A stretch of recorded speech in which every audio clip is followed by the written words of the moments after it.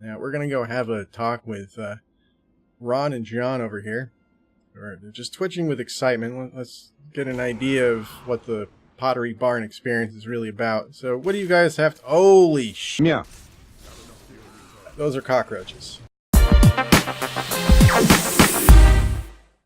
Hey Internet, how's it going? I'm InnerTubes9000, and welcome to yet another edition of Unhelpful Guides. If you stumbled here on accident, kind of like a kid that's been pushed into the pool at the local country club because you're a little too attached to the floaties, welcome. Probably not going to get a whole lot out of it in terms of developing for the season or figuring out how to complete it with a bit more ease, but hopefully you go into it with a bit more swag.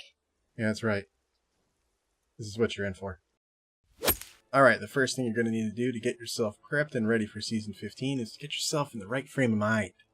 Alright? And nothing's going to do that more than doing the manliest thing possible that you can think of, or what I can think of for you, because, that's why you're here. And it doesn't get any manlier than petting a puppy. Now, you're probably saying to yourself, petting a puppy. Come on. No, I'm not talking about Mr. Miffles here.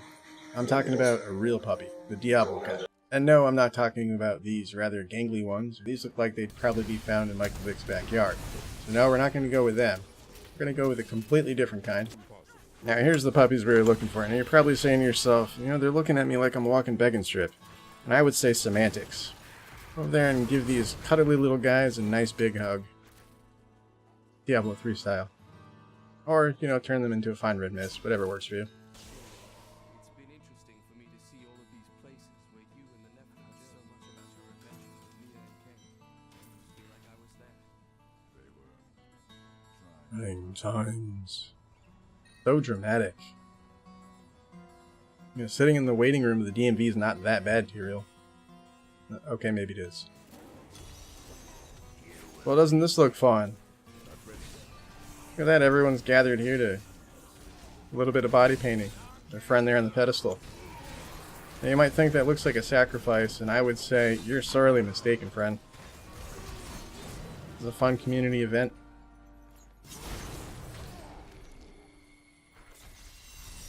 Oh. Maybe it was a guy on a sacrificial pedestal. Why did I walk into a Starbucks? That was not Season 15 quality. Now, for tip number 2, the next thing you're going to absolutely need is to get yourself to your local Pottery Barn. Notice the nice inclusive music coming in here. Really sets the tone, gives you this feeling of foreboding as soon as you walk in the door. You know you're going to be handed some kind of coupon mess. You're going to be having nightmares about it for weeks to come. But that's part of the experience. That's why you need to go. Everyone needs to go through it at least once. Kind of like going to a market basket and going through the gauntlet of free samples. Now, one of the other things you'll notice about when you enter here is the lovely gothic decor. It really sets the family fun time moments in here. Now, one of my personal favorite features is this creature of extreme anguish sitting here. See, this creature is actually the employee of the month. That's Beatrice from line 2. I have to say, she's pretty speedy with the checkout. No one else can really touch her. Just between you and I, Herb and Glenn are a little jealous of her, and they're planning to deflate her tires a little bit and take her funny I Hate Kale novelty sticker off the back of her PT Cruiser. But, that's okay. Just all part of the fun of working in a nice, comfortable, safe environment where you get hazed for doing absolutely nothing. Now, you'll find when you first enter the Pottery Barn that you'll find a lot of bloated random people just kind of on their knees praying and hoping, twitching a little bit at the thought of how much they're going to have to pay for a couple of clay jars with some slight imperfections in it, just so they can look a little bit more worldly. Now, we're going to go have a talk with Ron and John over here, just twitching with excitement. Let's get an idea of what the Pottery Barn experience is really about. So, what do you guys have to... Holy shit! Those are cockroaches.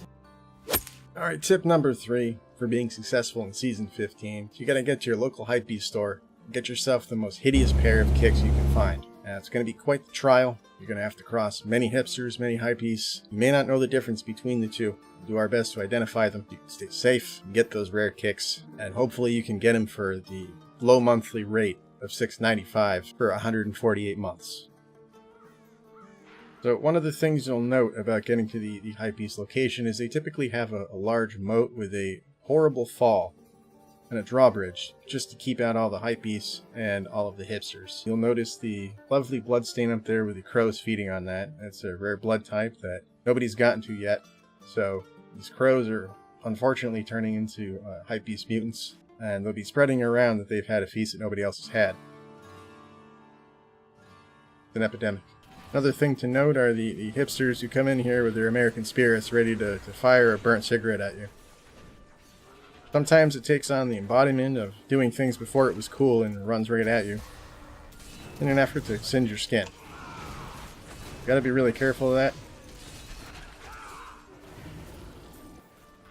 One of the signs you're in the right track.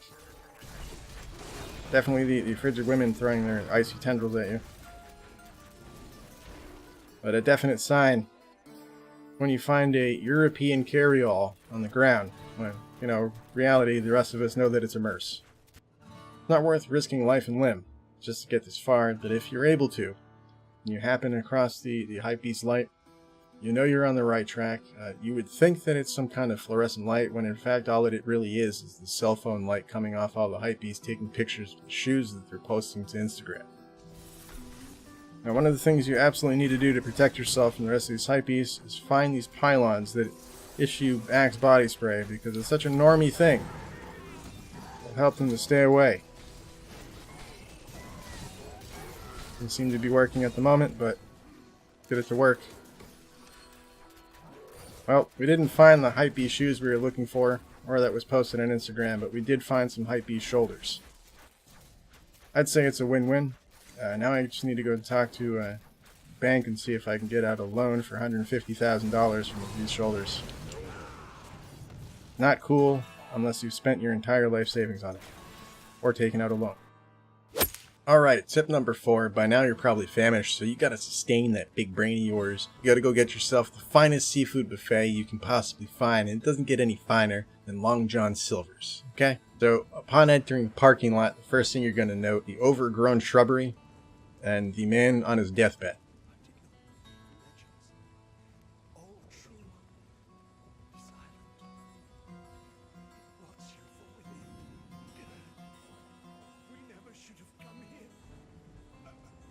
You know, I thought the tartar sauce smelled a little funny last time, but I didn't know it was that bad. Personally, I think it's a personal preference. I think he's being a little dramatic, but we'll go try for ourselves. Now, you'll know you're there when you finally find the rotted out ship with the makeshift hole dug in the ground with a sketchy ladder leading down inside. I don't know about you, but that to me says a quality establishment.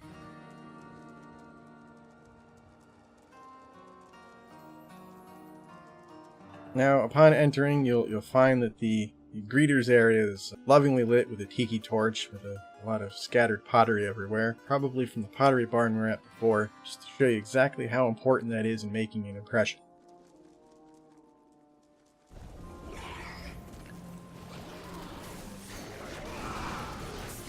Now, along the way you'll be given lots of samples. One of my personal favorites is the hemorrhoid spine special. Now, if you eat enough of them, and you're sitting around long enough, you start getting the old gout, and that's where the spines come in.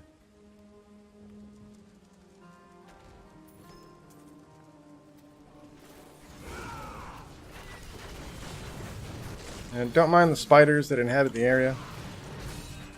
You know, it's exactly how it should be.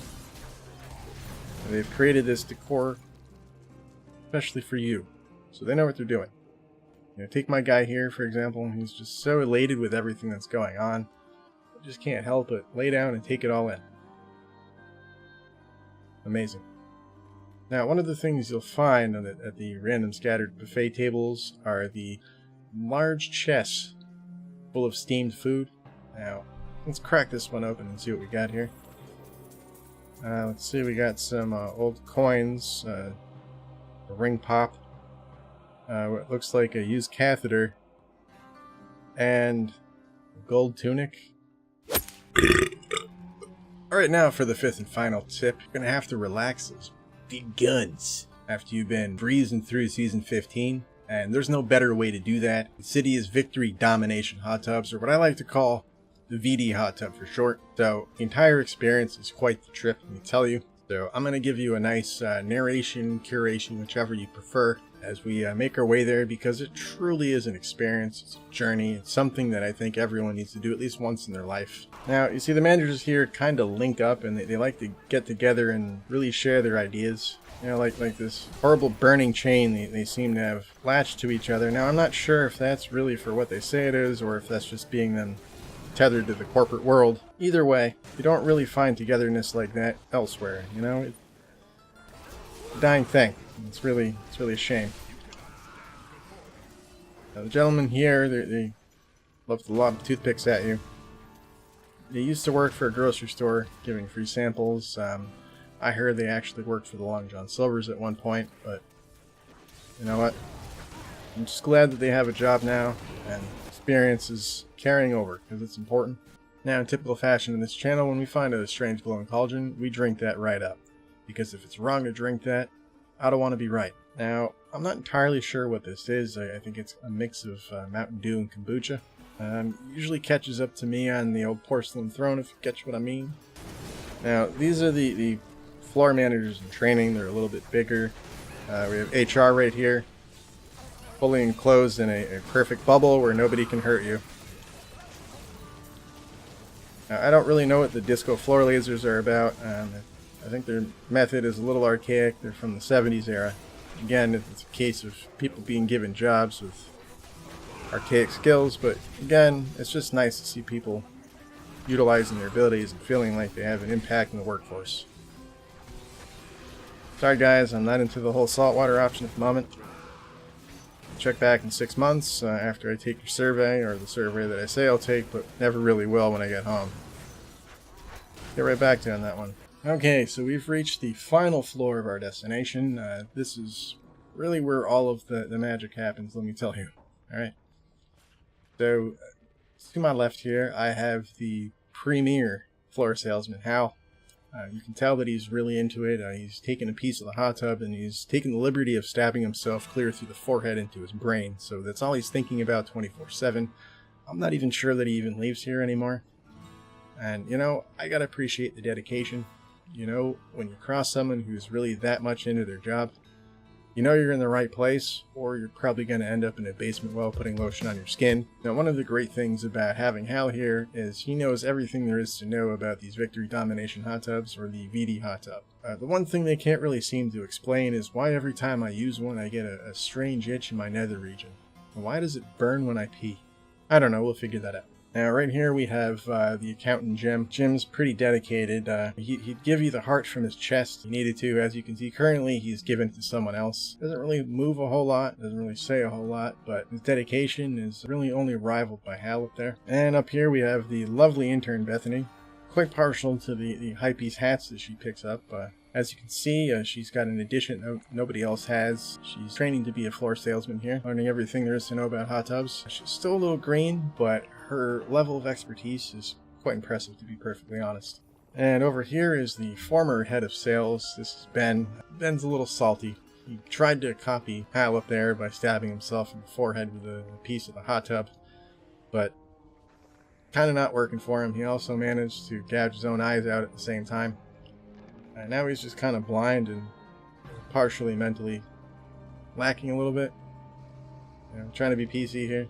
He's wearing these weird beats that I've never seen before. Personally, I think they're do-it-yourself, and he just says they're beats. But, you know, we're not going to judge. You know, even though he's a little salty, he's still a valued employee. So, go see him, chat him up. He'll really appreciate it. And now we have the lady of the hour of herself, Cydia, the inventor of the VD hot tub. Little side note, back in her younger days, she was the Maiden of Lust in the Burning Hells for several years. She worked under the tutelage of Cher and ladies from The View. You know she's got the credentials required to continue extravagant operation like this. Now, it's customary for her to spit a horrible bile at you as soon as you get in there, followed by a bunch of parasitic spiders. Now, you'll notice with the VD hot tub here that it's quite burning. As soon as you get in, your loins will start to burn a bit, and not in a good way. It'll burn horribly for several days.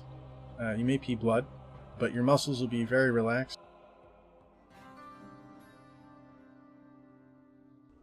And so concludes our grand journey through Season 15, and prepping for it in no way, shape, or form that would be remotely helpful to you. Now, despite that, I like to provide some content that I think has some takeaway from it. You know, maybe you'll learn a life lesson, maybe you'll learn a bit of information you didn't know before, something you can share at a business meeting. Personally, I think the VD hot tub qualifies as that, something you can share on your deathbed, but I'll leave that up to you. So if you did like it, I'd appreciate you slapping a like on this, and subscribe if you're new, and hopefully I'll see you guys in the next one.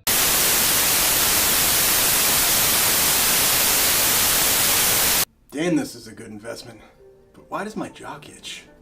Anyway, catch you guys in the next one. Later.